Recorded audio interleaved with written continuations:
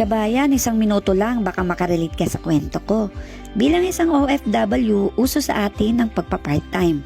Tapos, 10 to 15 hours pa ang duty. Madalas, madaling araw na umuwi. Pero gora pa rin kasi sayang.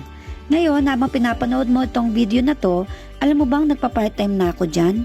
Pero hindi halata, 'di ba? Biruin mo kabayan, kahit nasa bahay lang ako, nagagawa ko pa rin ang mga gawain ko habang kumikita.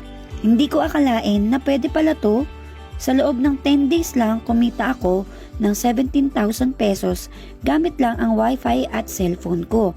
Samantalang nung nasa hotel ako, 110 hours kong tinatrabaho yung halagang yan. Ubus pa ang lakas ko, wala pa akong nagawa sa bahay. Kaya kung ikaw kabayan, napapagod na rin sa paulit-ulit na sistema, I feel you. Mag-start ka na rin kay Elites Empire. Excited akong mag-level up ka katulad ko.